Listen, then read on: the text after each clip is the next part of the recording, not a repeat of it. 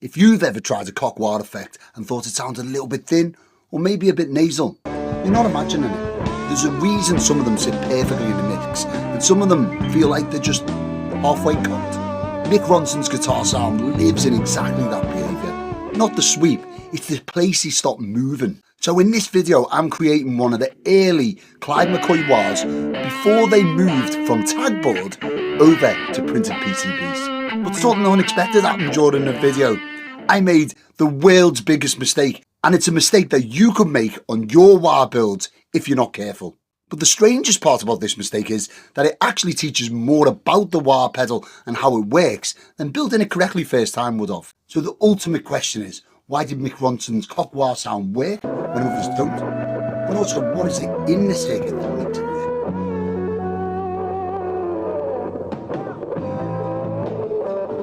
Before we get into this build properly, there's just a quick note. There's going to be two of these pedals available, both with a one-off enclosure, built exactly the same way, on tagboard, with, a halo inductor and all that good stuff. If you want one of these pedals, they'll be available at hellosaloeffects.com right now. Follow the QR code or the pinned link in the description. Thank you for buying pedals from me. It really is how I fund this show, and it helps keep me going. Cheers. So this is all the stuff we're going to be using for today's build. Check it out. And again, I'm going to be using some of this RS components, military spec, made in England tagboard. Actually, in my last couple of videos, a few people have said to me, this isn't military spec.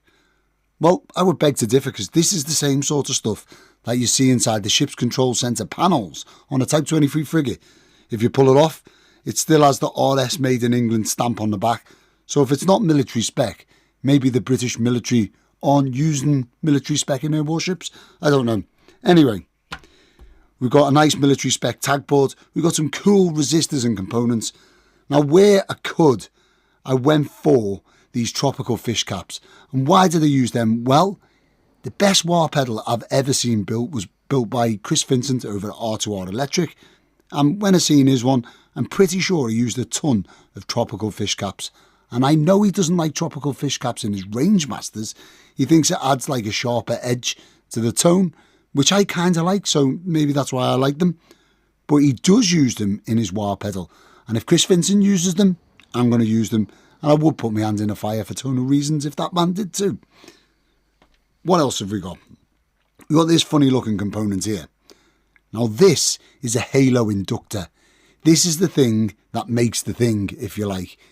It's big, it's heavy. This is kind of like a cottage industry version, if you like. It feels like just, well, it is wire just wrapped around a ceramic core. Ah, man. I was tempted. In fact, I'll be building two of these pedals, one today, and one is going to get built separately because the other one is going to use one of these, a phasal inductor that's used for crybaby wah pedals. Now this is the Clyde Mccoy circuit, so it is the original wah pedal, only on tagboard in a regular enclosure. I'm well excited about this, but we're going to pit them against each other. We're going to do the Cottage Industries heavy, oversized halo inductor next to a proper Dunlop phasal wah inductor. That's a fun little twist to it, but anyway, this is the enclosure we're going to use. It's got one control, which would usually be on a treadle, if you like, for a normal wah. But we're doing the cock wah thing, so it's just going to be in a normal pedal format. So you can click it on and have your cock wah setting. I mean, I suppose someone could put a big knob on here and use the knob with their foot as a wah sound. Maybe, I don't know. That's not what we're doing today. We're going after the Mick Ronson cock wah tone. And he didn't tend to rock his foot, I don't believe. Okay, so to build this pedal, you're going to need 10 tags of tagboard, so 10 strips either side. It's quite a large build and it'll just about fit in this enclosure, I think, especially with all these large components on. Now to cut the tagboard, everyone knows that I use just a blade on its own, a hacksaw blade. I've explained it a million times before. It's because on board a warship there's never a hacksaw left in the drawer when you want one, but there's always a pack of blades. And I've kind of just got a taste for using just a blade. And it really does annoy Glenn, my father-in-law, so that's kind of an added little bonus. You'll also notice that my voice is absolutely dying. That's because last weekend I was at the Guitar Show UK for the weekend, Saturday and Sunday, and I did not shut up for the whole time. We were talking pedals, gear, plugging stuff in. On the Saturday and the Sunday, I didn't even have time to nip to the loo. Not even for 5 seconds, because my stand was absolutely packed. It was amazing. Thank you to everyone that come along. And especially thank you to the people who brought me hand-signed letters or brought pedals in for me to sign, which was mad.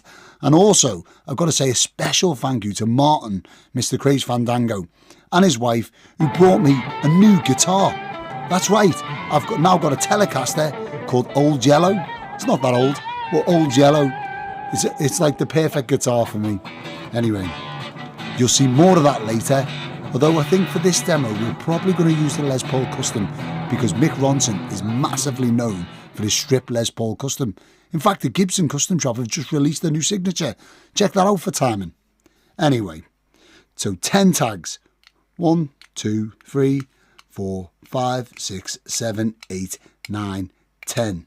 Now I can't tell you how many times that I've went to cut these tag boards after counting, cut it off, and I've cut one tag too short or one tag too many, and you have to go again or get another board. So it's worth just counting again. 1, 2, 3, 4, 5, 6, 7, 8, 9, 10. Done.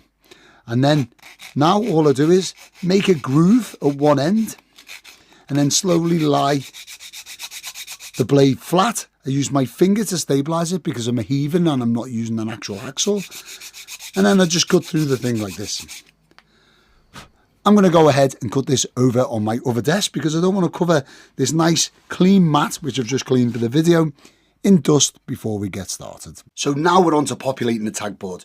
Now this part starts off a bit slow, it's a bit mundane, painting by numbers, add a component here, a component there, but quite often this is the bit that makes either a beautifully looking and sounding pedal or something that's just thrown together.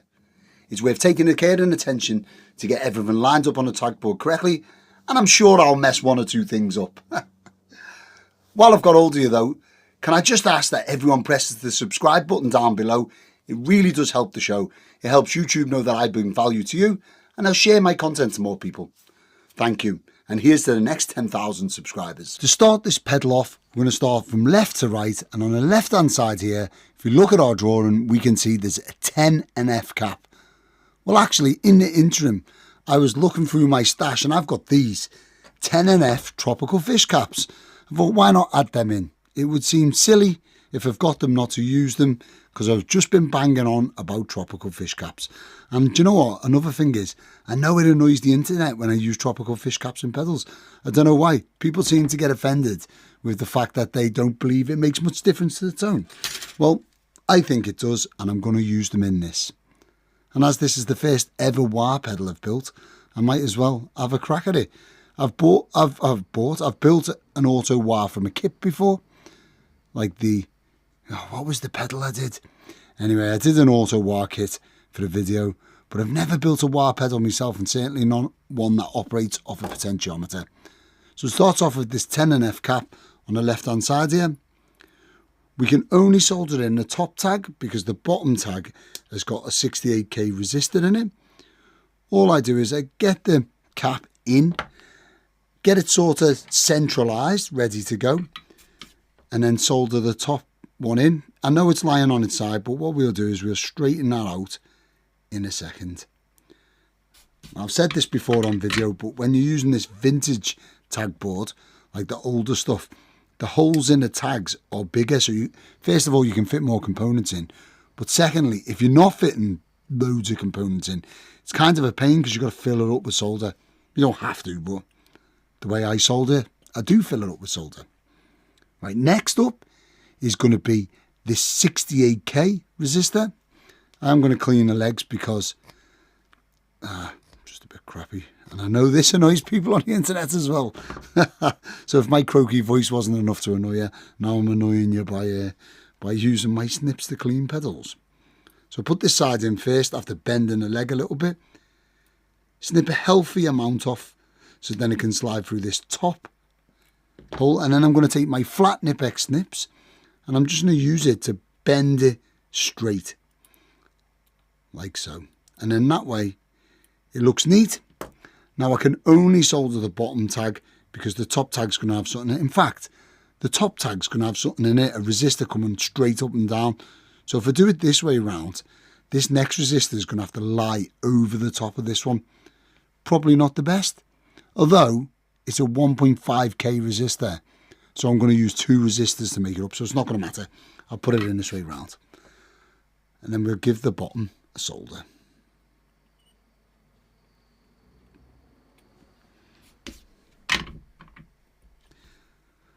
The question is, can I actually build one that's going to work? Firstly, although the layout that I found says verified online, I've not actually seen or heard any of them built, so I don't know if it's going to work. It's meant to be the very first Clyde Mccoy Wah. We shall see. The next resistor in line is going to be a 1.5k, and it's going to go from this top tag here to this bottom tag here in the second one along them both. Now I don't have a 1.5k, or if I do, it's not been sorted out into my drawers. I've just got piles and piles and bags of components. I don't fancy digging through all that. So what I am going to do is I'm going to use these two. Now I usually use these resistors in my power filter stage, and these Phillips resistors I tend to use in Abbey Road fuzz. But if we take our Fluke 101, flick it over to ohms, we can measure both of these and see if we're somewhere in the ballpark.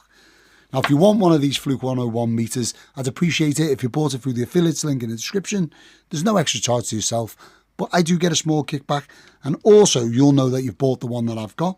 Not that it matters, but this one has been round the world with me. It's fared up quite well. So this resistor here is 1.1k.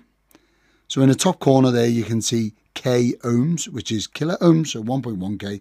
And this resistor here is 388 ohms. So 388 add 1.1 gives us just under 1.5 by my measurements.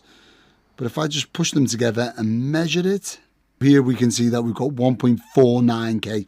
Now that is close enough for government work. Mr. Craze Fandango will enjoy me saying that saying. So cheers, mate. Right, now, to add these in, because they're going to hop over the top of this resistor, and if we were to tie them straight together, they're going to be longer than the actual tags themselves. I'm going to use the resistor body to build the height. So how am I going to do that? First of all, I'm going to clean them because these are vintage. Well, this one's definitely vintage. I think, well, I'm pretty sure that one is too. Give the legs a little clean just so then the solder can adhere to them. Now this one's the longer body. So what I'm going to do is I'll bend that one first into like a Z shape, if you like, or Z for my American friends who haven't quite got a grasp of the English language.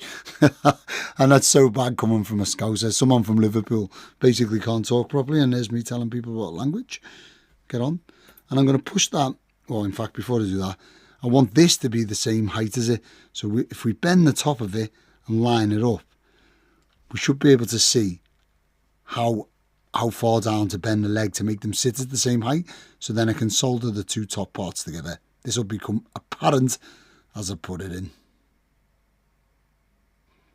It's been an eventful day for me. I've been at a captain's table today to discharge someone for failing a drugs test.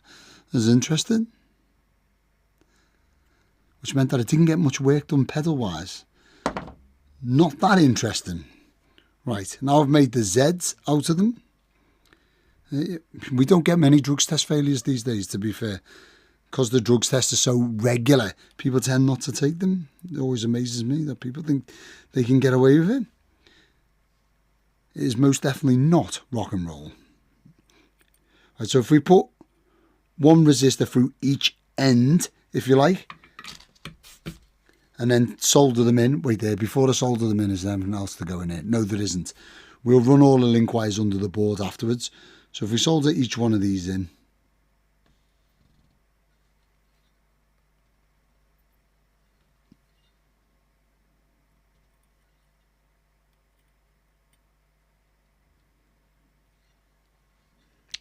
filling up these bloody solder tags is a nightmare. I complain about this every single time I use this old tag board, and then I still use it and pay for it, so there you go. What does that say about me? Right, so if we clip off the excess and then line up the resistors, I'm going to use my snips because they're bloody hot. Usually I just grab them and burn myself, which is fantastic. So I'm not going to cut the legs on the top short. I'll cut them fairly long. So there's a lot of the leg running up against its counterpart resistor. There. And now they're kind of running up against each other. So what I can do is solder them two together. Just make sure that they're straight.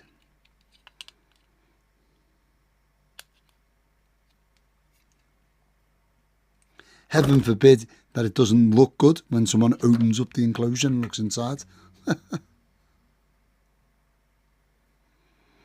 Tends not to matter to many people, but it really matters to me. There. Now we've got our 1.5k resistor in place. The funny thing about the Clyde Mccoy Wah is it was never designed for guitar. It was designed to make a guitar sound like a trumpet, like the trumpeter shaping notes with his mouth. This is where Clyde Mccoy come from on the name of the very first wah. Always confused me that. This circuit was just a simple way of sweeping a resonant filter forward and back. Of course we use a treadle to do it, but in this version we're going to use just a pot by hand for the cuff blind effect. As a trumpet imitation, it kind of worked quite well. Kick this to start it. But guitarists, well, let me tell you, early guitarists realised the potential for this thing and it become its own effect entirely. This is where Mick Ronson started to build his whole sound around this effect. Now this is where it starts getting complicated with resistors. So if we look at our drawing, we can see there's a 22k going into the third tag along, going straight up from the top to the bottom. Simple.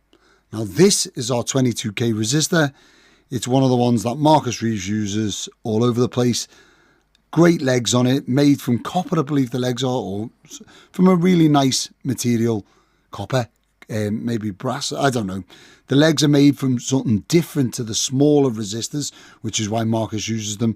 We had a massive conversation about this on the podcast. Absolutely mind-blowing. Anyway, so we've got that 22k resistor, then we've got a 470k resistor, and this is the awkward one. I should mount this under the board because it goes from the 22k resistor in tag 3, skips a tag and then goes over to tag 1, 2, 3, 4 to tag 5, and that's going to go on right the way under our other resistors, which is kind of a pain. I'm going to still run it on the top of the board, and then in the next tag along where this goes into, well, it's before it goes into it. So in the fourth tag along, we've got a 470 ohm resistor. Now, because I'm an absolute genius, I haven't got 470 ohm resistors to hand, or at least not fancy ones anyway. I've only got like standard resistors, not keen on that. What I have got is this 800 ohm resistor and this 1k resistor. Now, if we put them together in parallel, we can half the value basically. So before with these two resistors, we added them in series. So if you imagine these as a restriction to water flow. So if these were, here's Joe Age 5 talking about how to measure resistors. If you imagine that this leg is pipe work running to your sink, and each resistor is kind of like a little bit of a blockage in the pipe that's slowing the water down. If you add them in series like this, the water's going really fast here, a little bit of a blockage here, it slows down, a little bit of a blockage, it slows down again. So you get more resistance because it's stopping it flowing. But if we were to put them next to each other, you imagine your pipework splits in half, and it can go two ways now. It can go through this blockage or it can go through this blockage and then join back up. We're actually getting less resistance. It's half the resistance. It's not exactly half in this one because they're both different values, but you get what I mean. And that's how I think about resistors, because I'm a mechanical engineer by trade. So everything in my mind just relates straight back to mechanical engineering. Brilliant. Right, we'll clean the legs on all of these and get ready to dig into where they go, which is, I mean, that one's brand new. We don't need to clean the leg on that. So we're going to actually start with the 22k resistor, which goes straight up and down in the next open tag. Nice and easy. So it goes from the top of this one here, and I push it all the way in, and then where it meets the next tag down, I just snip it there, and that way you can bring it back and slide it and situate it in the middle. The legs on these, as I said before, are particularly good, so I do save them because you never know when they're going to come in handy for part of the build. Now, the bottom of this resistor has got nothing else going into it, so I'm going to solder that in place now, just so that then it's there and it's not going anywhere. There. Now, the next resistor is this pain in the backside 470k resistor, which is this one, and it's going from this top tag here, so through here, and then instead of going diagonally down to this tag, it's going to miss that tag and go into the next tag. In fact, to tell you what I'll do, I'll put the drawing on the screen now, so get ready to take a screenshot of the whole thing. So check this out. If you take a screenshot of the whole drawing, you'll be able to refer back to it, and then I won't have to keep putting it up on the screen. I don't know if that annoys people or not when I flick between the drawing and back to the work. I'd be interested to know what you guys think of that. Right, so now I'm going to snip the leg and I'm going to push it through the tag that it needs to go in. And then I'm going to try and manipulate it round so that then it's sitting flat, if you like, next to our 22k resistor.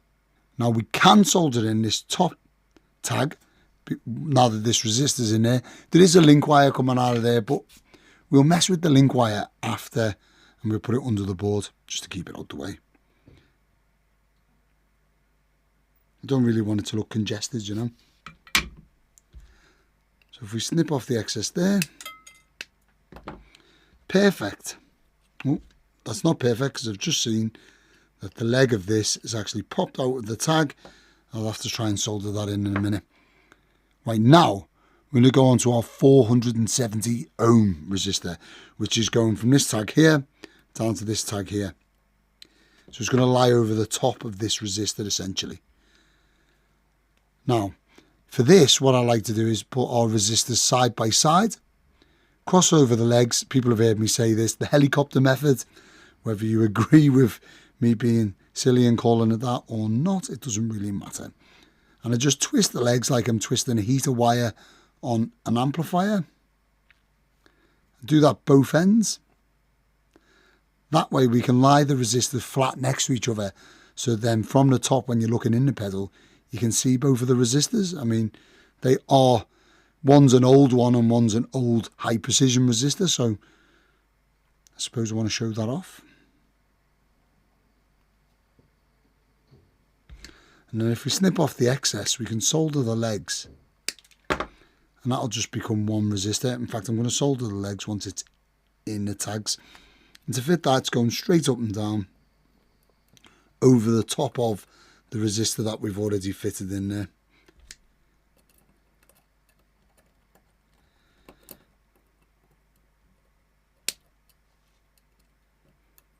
I probably could squeeze it right next to it, but then we're going to have the legs crossing over each other, which I don't want. I'll tell you what I'll do, we'll move that out the way. I'm going to cover this leg in a bit of our coating from our silicone wire. In fact, I had a few people come up to me at the guitar show and say thank you for putting them onto this silicone wire because it's helped them out with their build, so that's fantastic. I think it's one of the best wires that you can get out there for pedal building for me, definitely.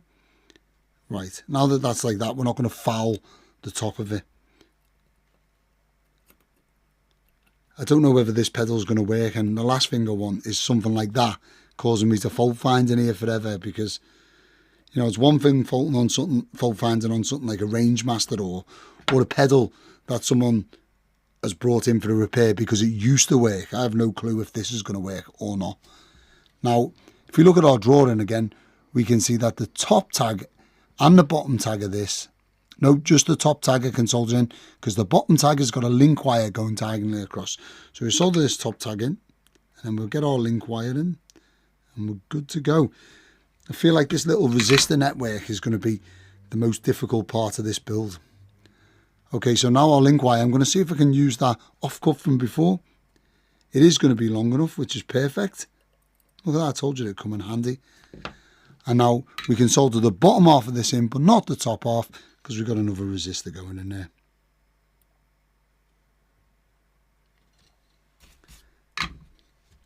Perfect. Let's get the excess snipped off here. is starting to take shape. Once wah pedals hit the first guitarists in the late 1960s, the idea of imitating a brass instrument pretty much disappeared instantly. Those early players realised that rocking the treadle created this kind of vowel shape with the guitar's tone. Hendrix used this sweep very deliberately, whereas others found places in the sweep to stop, park it and use that tone. This is because once you park that effect, it stops sounding like an effect and kind of sounds like a mid-range tone. It's almost like a permanent EQ decision all by itself. This is the space that Mick Ronson found, and he pretty much stayed there. Next up, we've got a 100k resistor. I've got these massive ones. They are vintage, and because it's vintage, it's better. Prove me wrong. And that's just going to go straight up and down next to our link wire. I don't think there's anything else going in this, is there? No, we can solder both ends of this in. Apart from the fact that we've got the 470k resistor going into the bottom of this. I'm going to have to make sure that we solder that properly because it's barely touching the tag, which is not ideal, but you know, you can only work with what you've got. So let's get the top soldered in.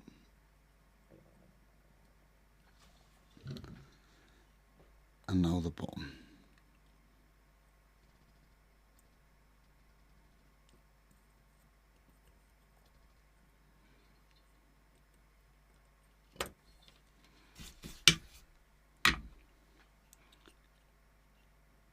Right, snip the excess off the top, and what I'm going to do is just take my screwdriver and see if I can move this leg out, because if I can move it, yes I can. That come out quite easily then. If I'd have maybe, you know, had the connection there, sold this pedal, and it takes a knock on the road and that comes loose, it looks like I haven't built the pedal properly, which is the last thing on earth I want. So what I've done is folded that round the back of the tag so I can solder it on from the back, and hopefully that'll be it then in place. That's not going anywhere.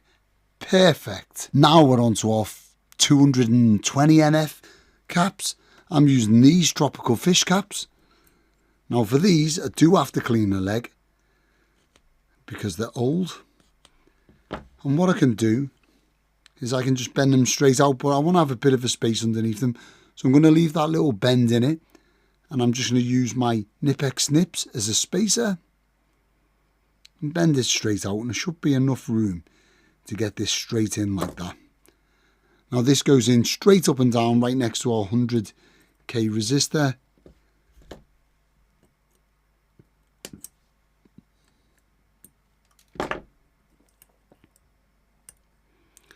Like so. And now there is a 470k that goes in the top half of this, but there isn't, in the bottom half of this, but there's nothing that goes in the top half, so I can just solder that straight in there. Make sure the cap's central.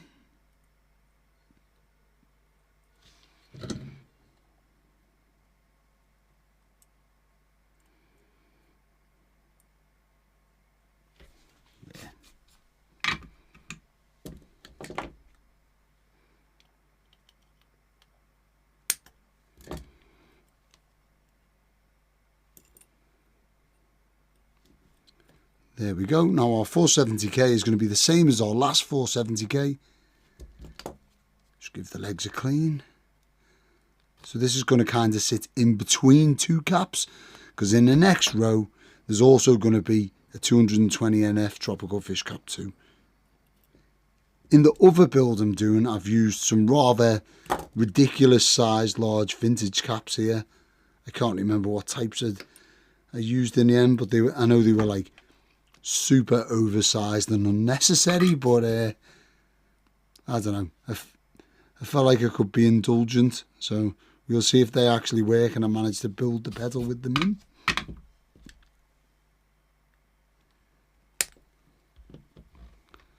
And now this next cap sits in the same position right next to this one, going straight up and down. Next up, we've got a 1k resistor, and I've got this super high precision resistor that's going to go straight up and down in the third tag from the right hand side. And next to that, we're going to have this 10k resistor that goes straight up and down That's going to go straight up and down in the next tag along from that. It won't be soldering in the top tag because the top tag's going to have our final tropical fish cap going in, and that's going to come down and meet the bottom here. Ronson's guitar sounds are often described as aggressive and cutting, but that's not quite right.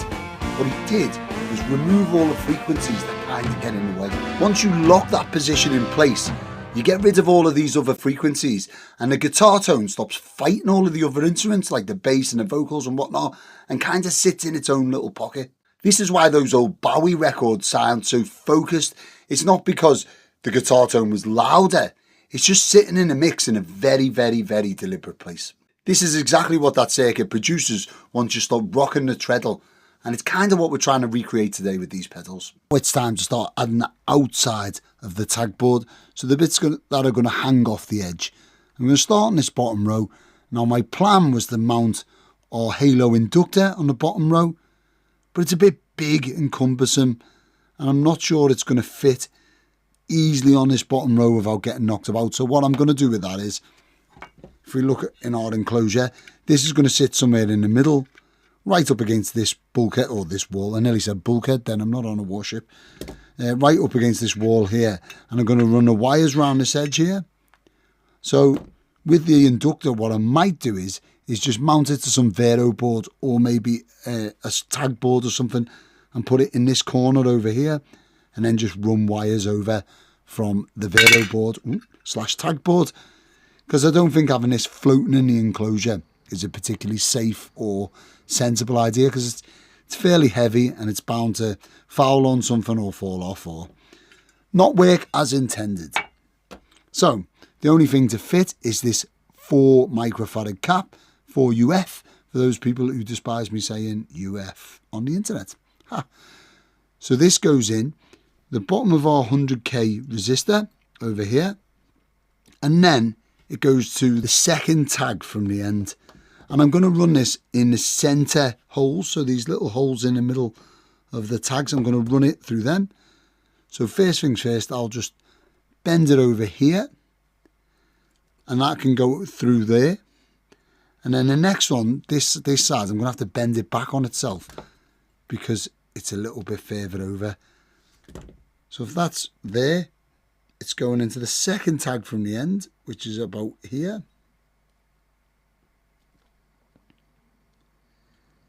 Then we can just bend this leg out, and hopefully he says that'll fit through the holes, which it should do. So all I have to do then is cut this a little short, and it should go right through there. Look at that. And because being a genius I am, I've actually soldered this hole, which makes it 10 times harder. But what I'm going to do is I'll just heat up the bottom of this tag to heat up the solder, and then I should be able to just push this straight through. There. Ideal. And with that being in the centre holes, we can still get to all these tags here and do some soldering in a bit when we have to, but let's get this other bit soldered in.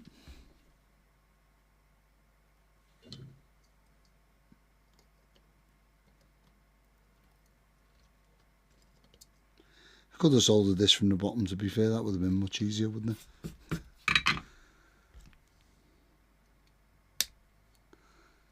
There.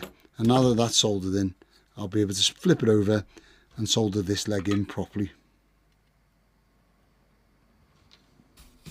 There. Perfect. Now it's time to look at the transistors, and with these old circuits, the pin out of the transistors is crucial because they don't always follow the simple collector base emitter format. In fact, in this pedal, it really doesn't. So transistor choice can matter, and also you're definitely going to want to have some sort of measuring tool to be able to tell which leg is which. Yes, you can look on the internet for the pinouts, but I wouldn't rely on that, and neither should you. This is interesting. If we look at our drawing, we can see that it's labelled up with Q1 and Q2 as BC150s. Well, that's not strictly correct. BC150s are PNP transistors. If we use them, we're going to have to use a reverse polarity supply or a battery, which I imagine the original Vox Grey JMI whatever Wahs did use a battery. I'm not going to do that. I'm using NPN transistors because I'm going to use a regular power supply so I can have an LED and all of that jazz. Now, you'll also notice that the transistors are orientated base collector emitter and not collector base emitter.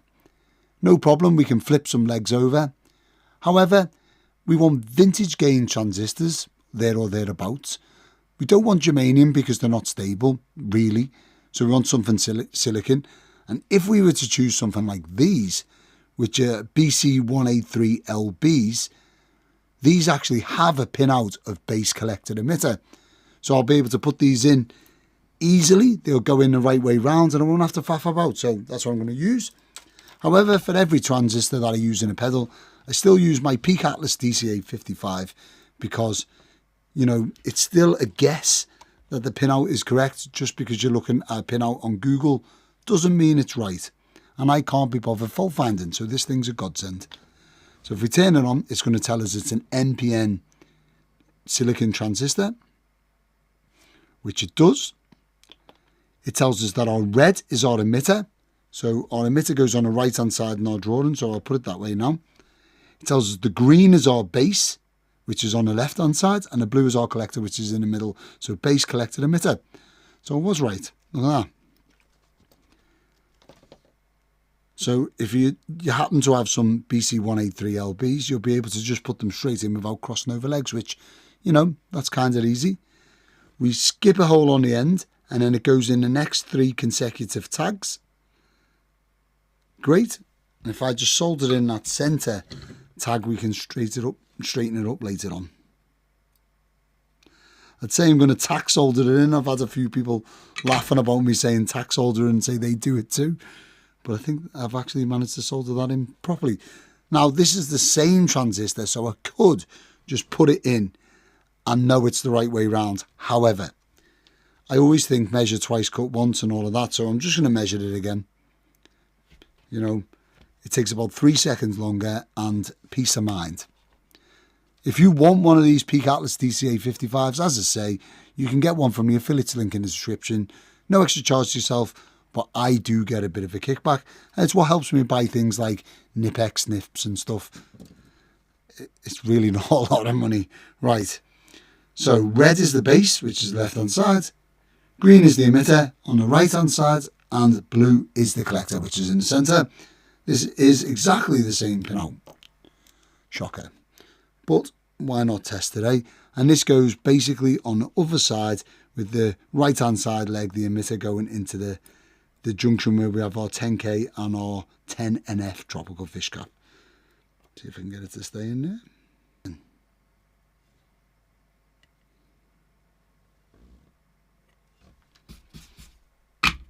I think this is going to be real easy once we get it in the enclosure because there isn't many wires with it only having one control, you know, the sweep.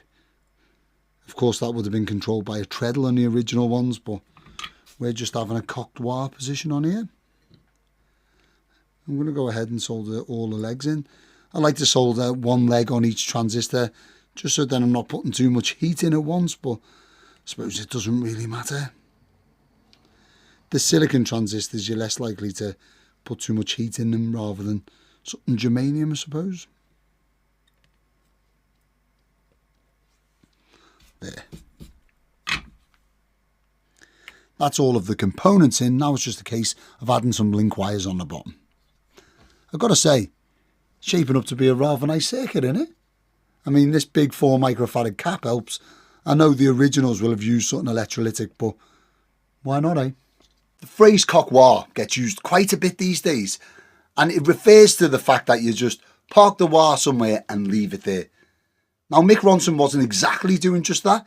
He was putting it in a very deliberate place to hit a very specific EQ.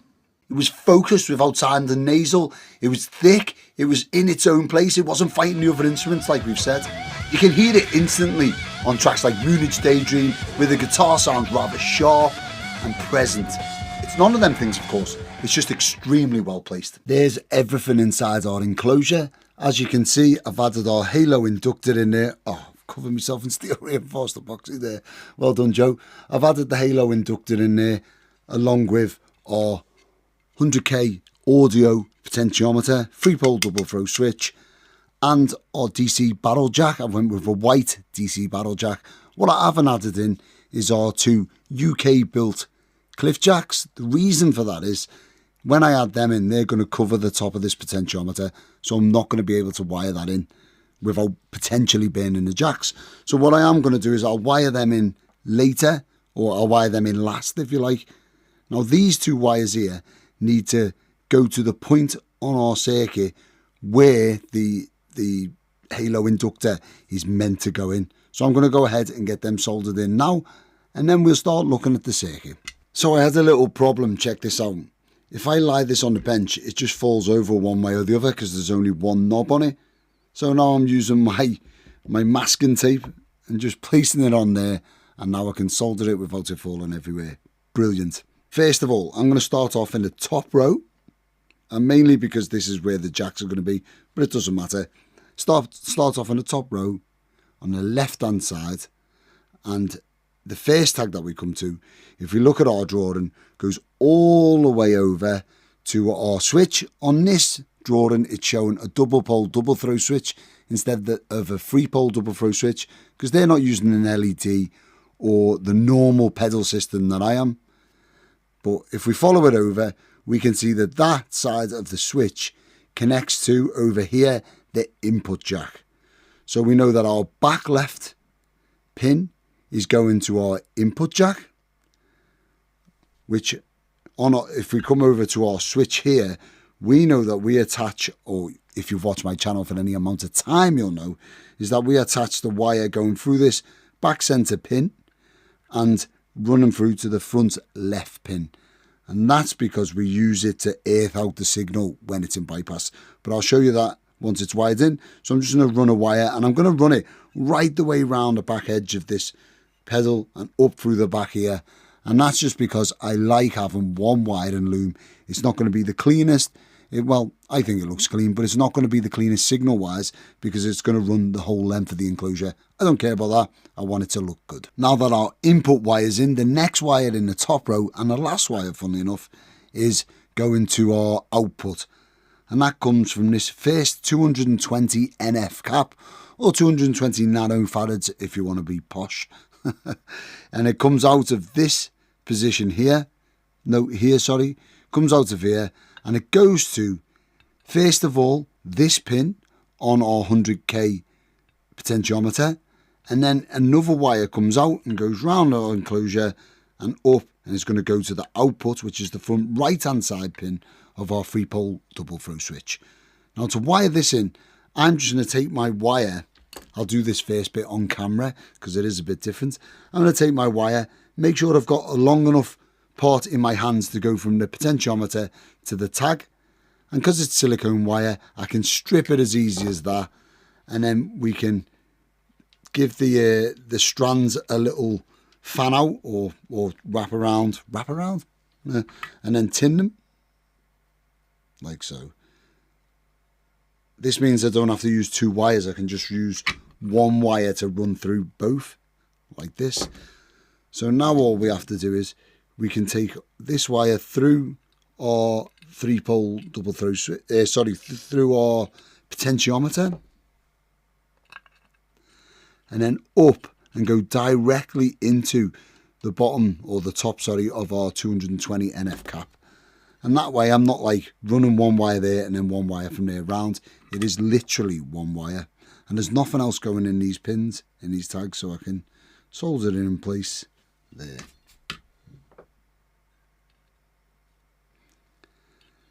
And if you're wondering why there's solder smoke everywhere every time I solder, twofold really. I don't want to have a fan running while I'm making a video because it ruins the audio, and I'm willing to put my health at risk to make these videos 2% better.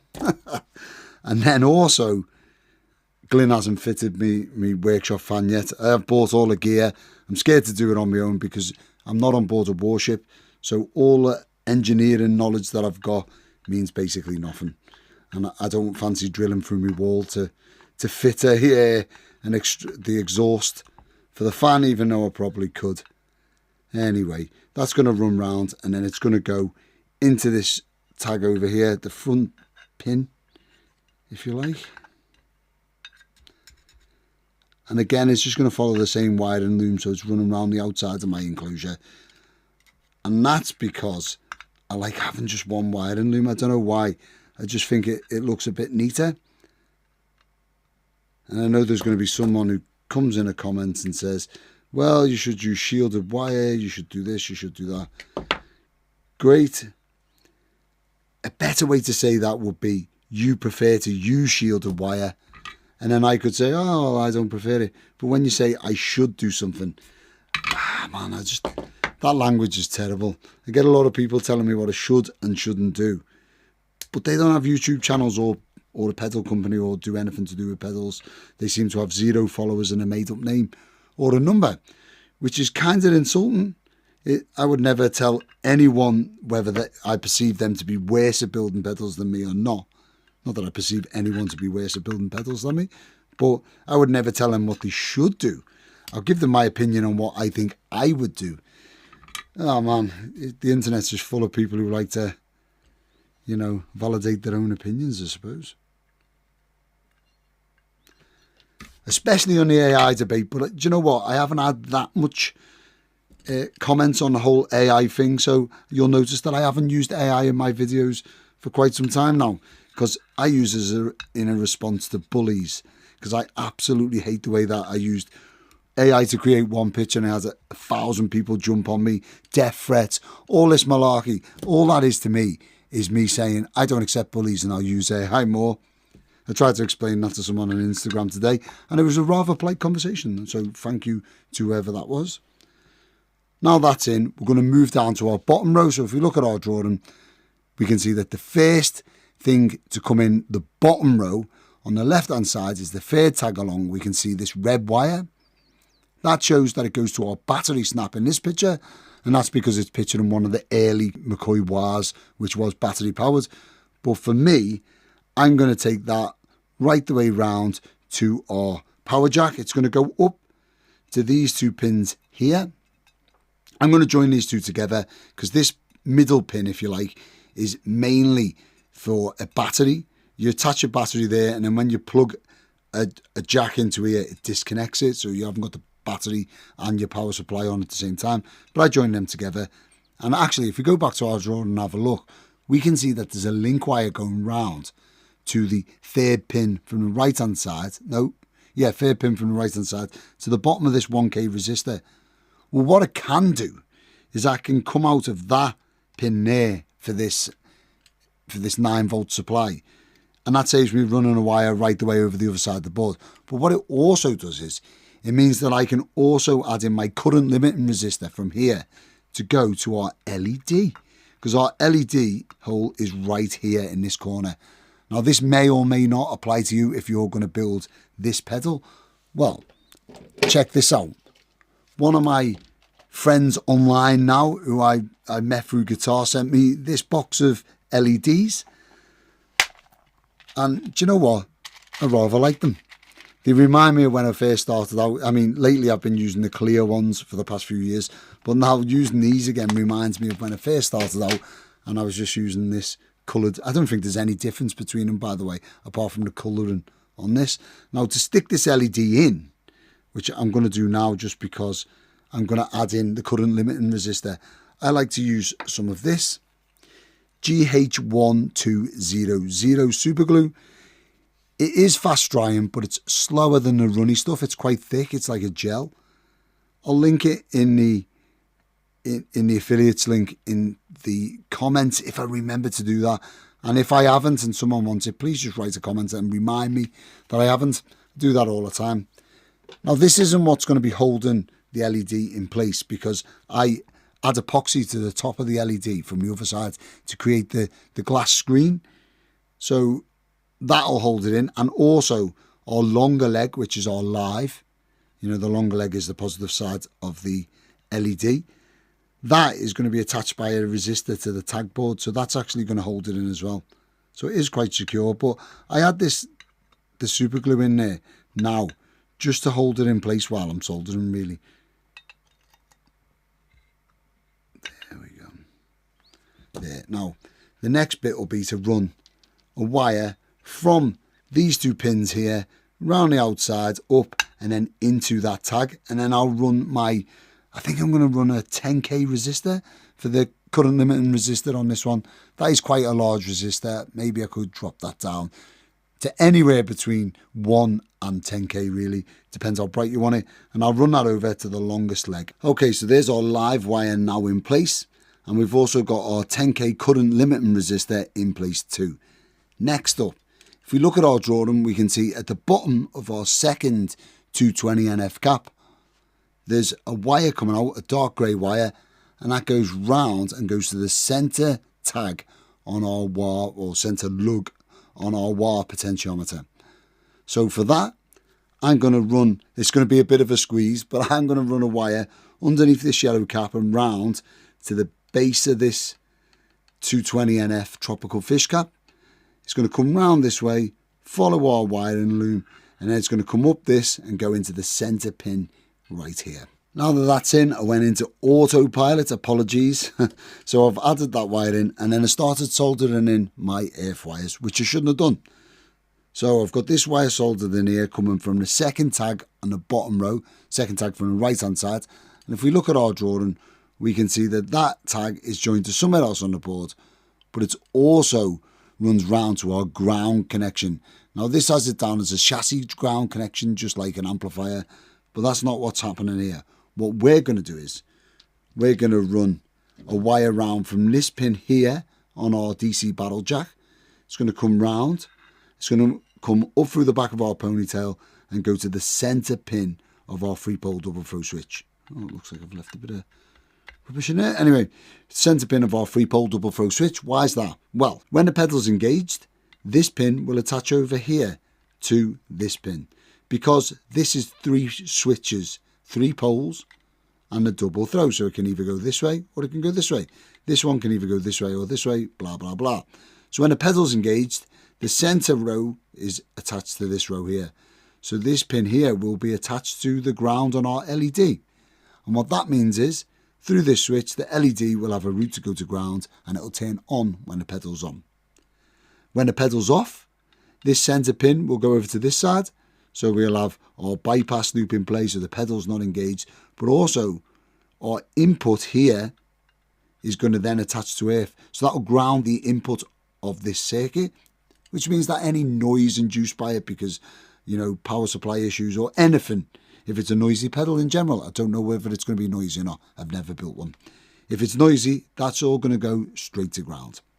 So I've already wired in or attached in this wire here, which is going to go to the centre pin, so I don't have to run it right the way around the enclosure.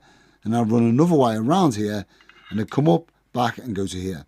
Now, I haven't got my jacks in place because I'm still wiring in this switch, and oddly enough, this pin here goes to ground, so it's our last wire. I could really just take the wire out now and run it to there, and then I can add the jacks in, whatever.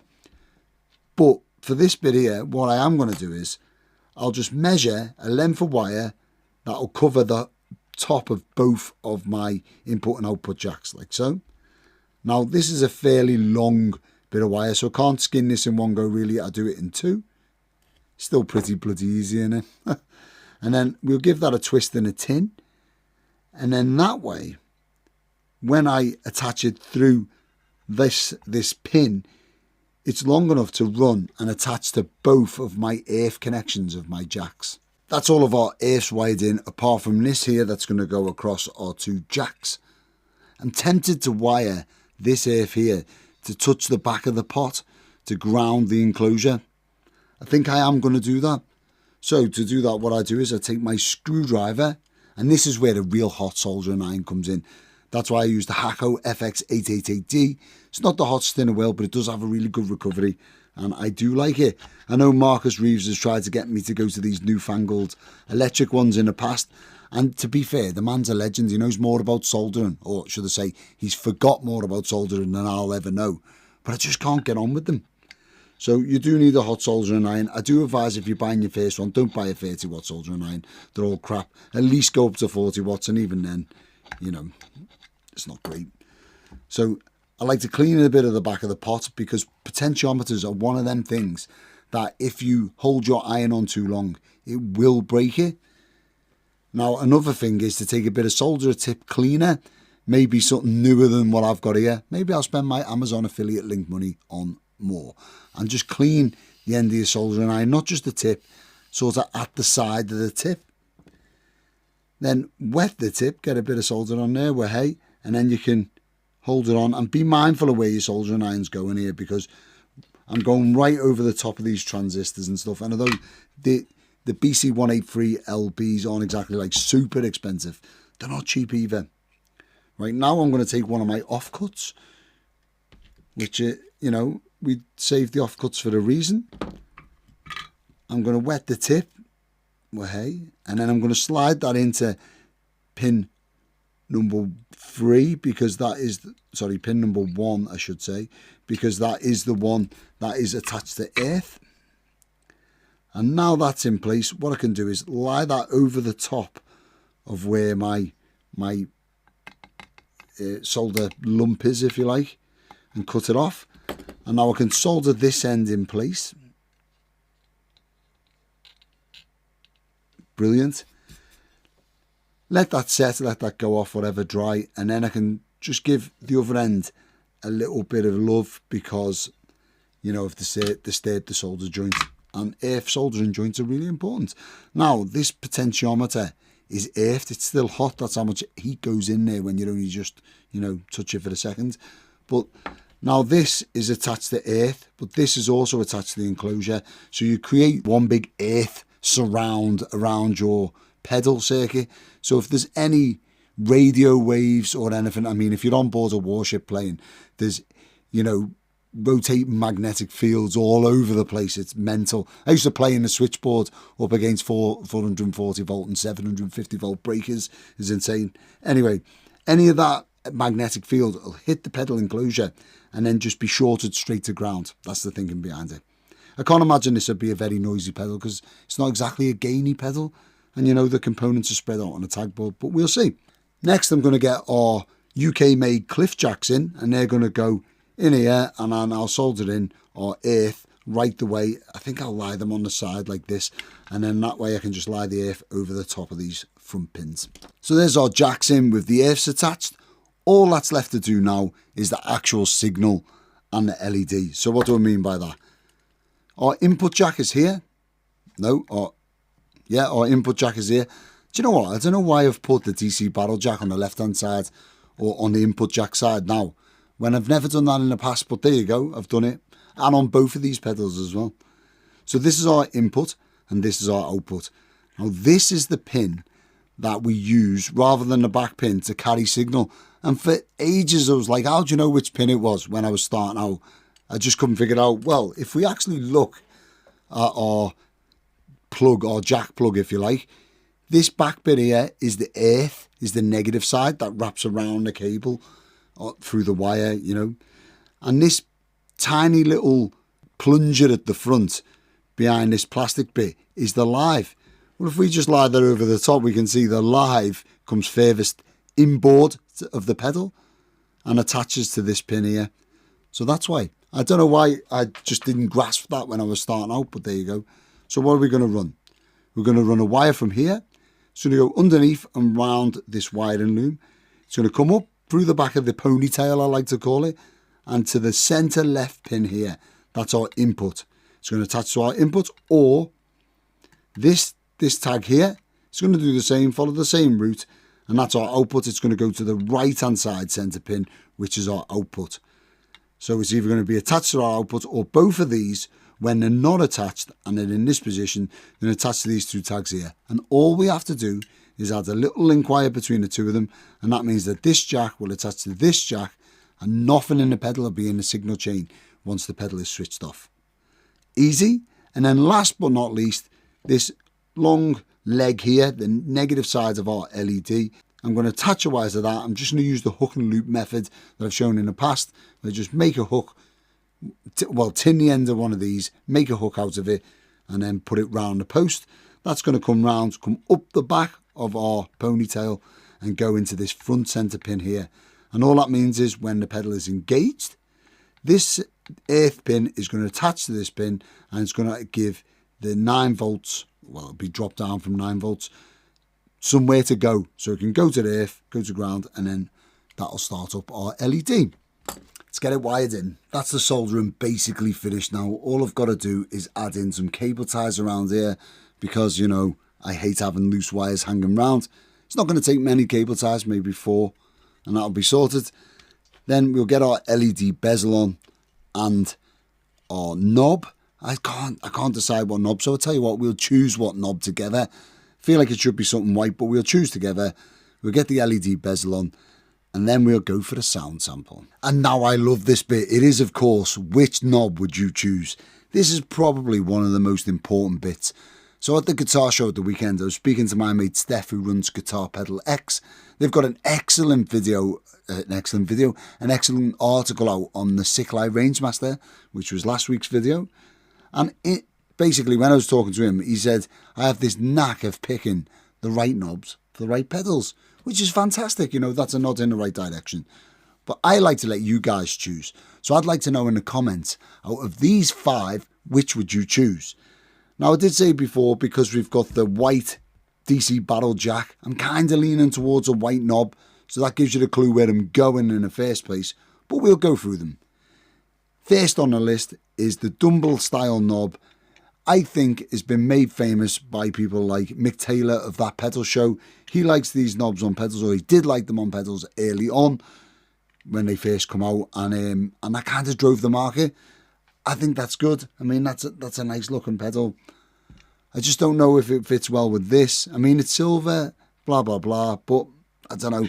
And it's silver and black. We've got black, you know, jacks on the back. Then there's this. This is an absolute beast. It's solid metal. It's heavy. It's a Telecaster knob. It's got a nice screw fixing. I've only got one of them, so I need to use it on a pedal with only one knob, which, believe it or not, is quite crucial. They're not cheap. Downsides. I think it looks great. I mean, look at that. That's a handsome looking knob on here. And, you know, it's for the sweep, so you don't really need to know the position of the knob. But the downside is you don't know the position, and I know that puts some people off. So, don't know. Then we get onto the white knobs, which, you know, everyone who knows me knows I love a cupcake knob on a pedal. And a white cupcake knob, come on now. I mean, that looks pretty good on there. It matches the white DC barrel jack on the back, which kind of soothes my soul. I don't know. And it doesn't cover the leg too much, which is also nice. Downsides is I've used these an awful lot lately on pedals, so I'm kind of getting bored. And then same with these. We've got our Big Muff, or Russian Big Muff knobs. Again, this is a white knob with the white DC barrel jacks looking good. It looks good on the pedal. It does cover the legs a little bit too much. Downside is I've used these an awful lot on pedals, and I'm just getting bored of them. Last but not least, the crazy left wing one. The one that's a little bit out there. It's come from left field. Is that an American sale? It's come from left field. It's okay with the audience. Crazy about baseball. Will you stand still? Pick up your hat. Go. Anyway, it's, you know, it's a weird one. I won't push it all the way on because I'll have to leave it off. It's a blue sort of Gibson style control knob. I haven't got a little pointer on here, so I don't know, you know, the exact position of the knob, and I know that puts some people off, so that's a negative. It's large, so it's covering the legs of the artwork, which is also a negative, but it's clear. So that kind of negates that a little bit in my eyes. If the LED had been up this end, so it was lighting this up in the dark, there would be no chance I'd be picking any other knob. Now, another thing to note is it's blue. The sides have got some blue on. It kind of matches. I don't know. For me, I can probably discount these two because I'm just not going to use them. I don't like them. So it's kind of out of these 3 now for me. The telly knob, this knob, and then this knob. Now, part of me wants to sack the cupcake off because I've used them loads, but I do think it suits this pedal. No, I'm probably not going to use the cupcake knob, and you'll see that the Faisal Inductor version of this also has a cupcake knob on it. So maybe I've covered that base. So now it's a case of these two. I'd love to know in the comments which you would have chose out of all all five, but specifically if you had a choice of these two and you purchased this pedal and you had the choice, what would you choose? Let me know in the comments. In fact, I'll even take suggestions of what other types of knobs I should have chosen for this, and who knows, maybe I'll get them in for future builds. So we've got our silver Telecaster knob that allows the legs to come through. It's heavy, it feels premium. From the back it doesn't look too great because, you know, we've got our white DC barrel jack and our black jacks. If I'd have gone with the silver jacks, maybe it'd have fitted in a bit better. Or we've got our weird, oversized sort of Gibson-ish. In fact, this is more a PRS style knob, isn't it? Because it's got the chamfered edges. It's quite angular. I mean, I don't know. I'm torn here. If you were going to buy this pedal, what would you choose? And now it's time for the first sound test. To turn the pedal on and see what happens. And of course, nothing. It didn't work properly at all. There was just something very wrong. It was thin. Man. It was good that I built two of these pedals so I could listen to one that was actually sounding good and not think that the circuit was wrong itself. Stay around for this bit because it's really important, and this is a mistake that I think that anyone could make. Let's see how this thing sounds against the other one I built with the Phasal inductor. Phasal inductor. I've also got the D&M drive on the Dan side, gained up to the max to add a bit of gain after all of this, and we've got an Abbey Road fuzz here because I know that Mick Ronson used to use a bit of germanium fuzz. Of course, this one's a hybrid, so I don't know how that's going to fare, and we're using my 1974 Les Paul Custom because famously Mick Ronson used a 1968 Les Paul Custom that was stripped back, and I know that Gibson have just re-released that guitar, so I'm really happy about that. And of course he did have uncovered pickups, so I'm halfway there. Let's hear just the Dan side of the D&M drive on its own.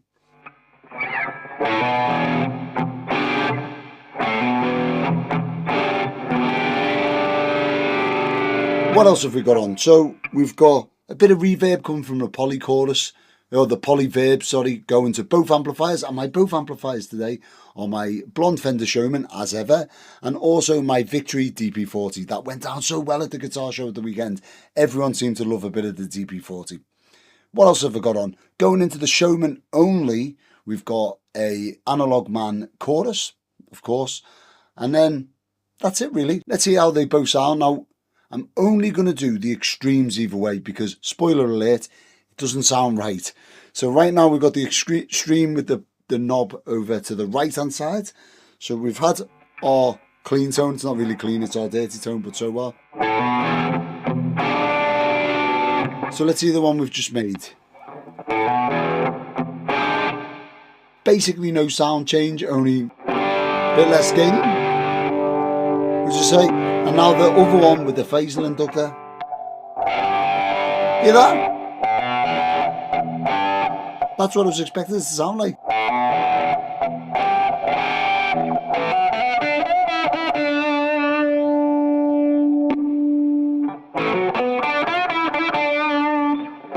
So let's hear what the knob actually does.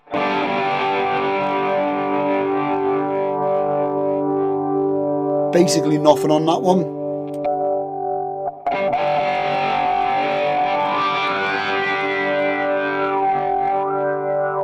So the Phasal inductor, it does load. Back to the drawing board. Well, that was a bit of a brain tickler, to be honest. I'm not too sure why this one's any different. I mean, I did use different caps, so this has more tropical fish caps in, and rather than a larger caps in the other one. Let's just have a look side by side. We can see we've got tropical fish caps here, and I've mounted this cap in a different manner, but it's the same cap, same value. The main difference, apart from the types of caps, obviously we've got larger caps in here and stuff, is this inductor. I've mounted this one off board, and it's a large toroidal or toroidal style, whereas this one is the Phasal Halo inductor. It's confusing, very confusing. And then I saw the light. I thought, you know what, I'll just go back, because this inductor really doesn't have any markings on it whatsoever. I thought I better go back and check the value of it, because if I've got that wrong, it'll change the sound completely. And what do you know? So this is the packet that come with it. And what does it say here? It says 250, which is what we want, 250 millihenry we want. But look at this after that on the next line. UH. Now, a small U and a large H is microhenry. So we wanted millihenry, millions, and we got micro, which is thousands. So I'm literally one denomination out, so no bloody wonder. It's basically a completely different scale. So this inductor, even though it's massive, is actually orders of magnitude smaller than the phasal halo inductor. So it's the wrong one. That put me in a bit of a position. So, you know, I'd ordered these in especially because inductors aren't something that I use a lot, not at this level anyway, in my builds. So I weren't sure if I had any. But then when I started digging through my stash, I come across these. So these are small inductors. I think these might have come from my buddy Justin over at Drawbridge Audio, J Drawbridge Audio, via Warren Weldon, my good mate. Used to be 1959 Strat Rat on Instagram. Now Warren Weldon, he's a legend. He bought me a massive stock of components off Mr. Drawbridge when I first moved into this lovely workshop. And these two here, so we have a 0.47 Henry and a 0.222 Henry. So this is 222 millihenry, or I have 470 millihenry. So the Clyde Mccoy Wah states 250 millihenry, but some of the other Wahs that I see about have 500 millihenry. Now, what's the difference? The difference is you're going to get much more cocked wah, like sort of higher pitched from the 250 millihenry as opposed to the 500. So this is a bit lower in both counts. It's 470 or 220. Now what I could do is I could drill a switch and mount these to a switch, maybe here somewhere, and switch between the two of them. That would be amazing. You know, it's going to be a bit of a squeeze in here. There's not much space. But I'd like to, maybe over here would be better. I'd like to know what you guys think. Would you drill a switch and fit it so then we're running, you know, both of them and we're switching between two different types of inductor? Or would you like this one, just mount the one inductor in? And if so, which inductor would you mount? Would you go with the 222 micro, I keep going to say millihenry now. Yeah, it's millihenry, not microhenry. Look at that. The 222 millihenry or the 470. What would you do? I'm either going to be slightly under or massively over. Now, the massively over one's going to be darker, don't forget. This is 250 millihenry, and this sounds fantastic, by the way. You can get an orange version of this, which is 500 from Dunlop. So, you know, I'm tempted to go for the 222, but I don't know. I'm going to go away and see what I can do with this switch, because I could mount it so then the switches, I'm going to put it on the output side always. I never put them on the input side. But I could mount it so then the switches forward and backwards. And then there's enough space here to mount both of these in, sort of in this fashion, going straight to the switch. And that kind of suits my sensibility, you know. They're both vintage inductors. You get two for the price of one. Yeah, I don't know. It's interesting. Let me go away and have a think. So I did go away and think for about half a nanosecond and decided, of course, I'm going to add the switch. I'm Hello Sailor Effects. Why would I not? And I've got the two inductors here. And if one of them sounds rubbish, maybe the other one will sound good. So let's have it. What we're going to do is sort out the legs and then put them through the switch before we mount the switch inside the enclosure. So I've went ahead and drilled a hole for our switch. I've put it right above the circuit here, just out the way, either way of fouling here or being too far forward towards the LED. Don't know why, just added them like that. And now I'm going to use the hole that I've drilled to be able to mount these in there. Now the way to do this is snip them, get them the right spacing and snip them both the same length, or roughly the same length there. And then same with this one. I have cleaned the legs already before I measured them before, because what you want to do is, or what I've noticed from reading online, is that when you're selecting your inductors, You want ones that are in ohms of resistance, not like hundreds of ohms or whatever. So these are like 38 ohms resistance or 40, either 38 or 20 something ohms of resistance. So not very much resistance. Whereas some of these can be in the K and stuff. And apparently you don't want that because it changes the sweep and stuff. Although I don't know how much of that is going to matter because I'm doing a cock wah thing.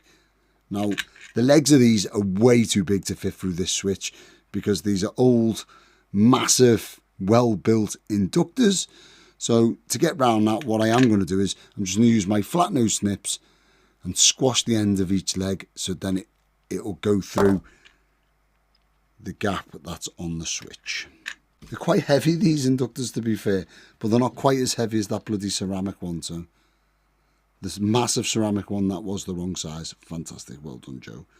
Aren't I glad that I bought the Faisal Halo inductor as well and built 2 pedals, because I would not have known what was going on here, and I'd have been fault finding a circuit for ages before realising that I had the wrong inductor, which is rather embarrassing if you ask me. I do have a rule. I was saying this at the guitar show. Probably sick of me hearing me talk about that guitar show, but it was fantastic.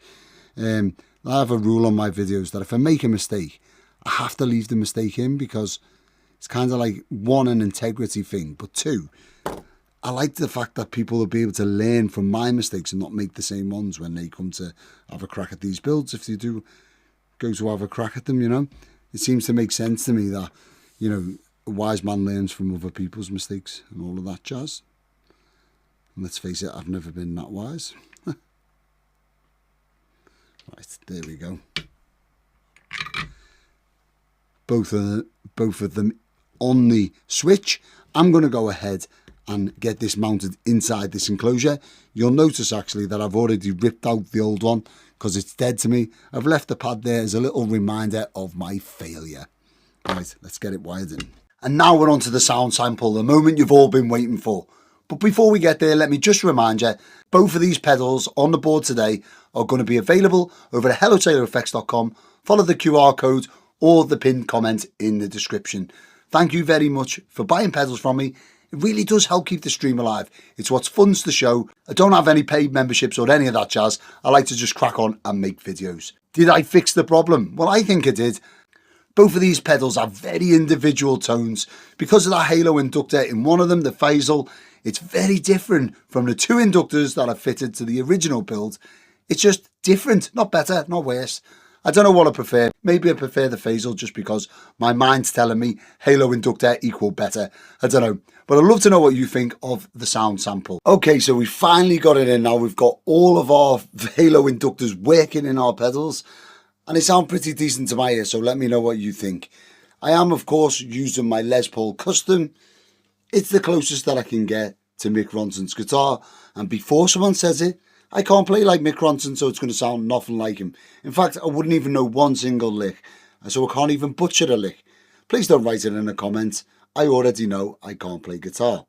If you're offering to do free demos for me for these videos, get in touch. Anyway, let's see. This is my clean tone. And of course, as ever, we've got the 2 amp setup with all the wet effects going to the Fender Showman and all the dry, well, the gain stages, the dry effects going to both amplifiers. Here's the clean. Fairly clean. Not totally. But now let's bang on an Abbey Road fuzz.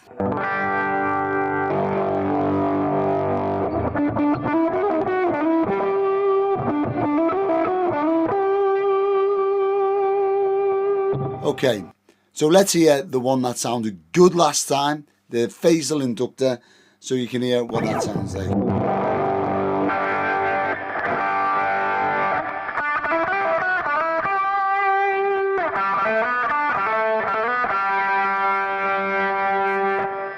Now to me that sounds pretty good.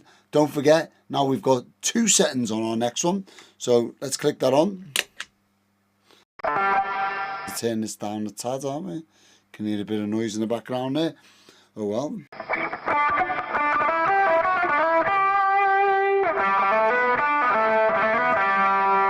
Now on to the other setting.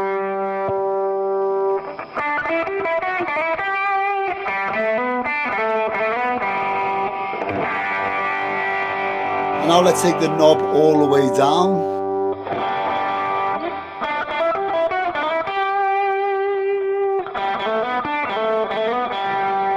And then over to the other inductor.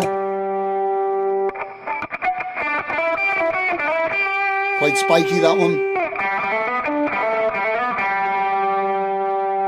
And then over to our phasal inductor. Phasal, I don't even know how you say that.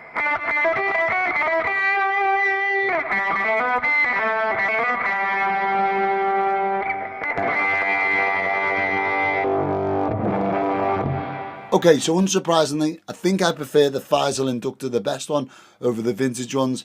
Don't know why, maybe it's all in my head. And again, I can't really play guitar, so I am only guessing here. Now, let's see what it sounds like when we sweep right across the frequency to see what's going on.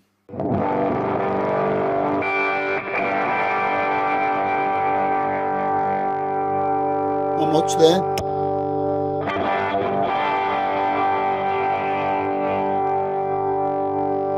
It's a bit better, but still not there.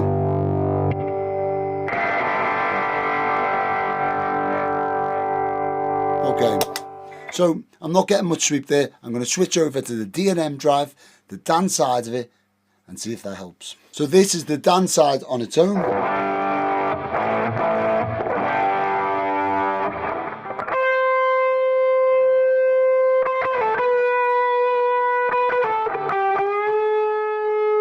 Let's start with the phasal inductor. Do a full sweep.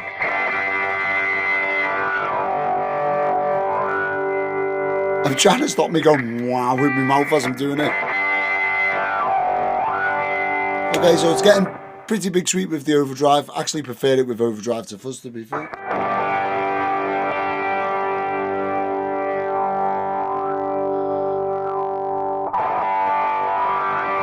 Less of a sweep on that one.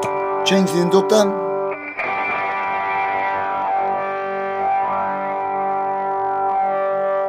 My guess is that that's the 222 millihenry. I'll mess that up again. My guess is that this is now the setting where they're both the same. Well, this is 250, that's 222. And this setting here is the 470. Anyway.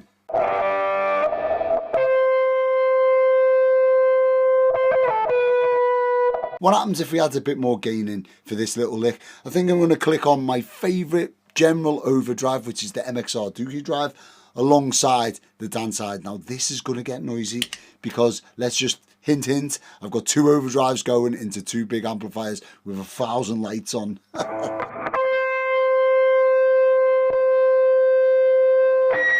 Whoa.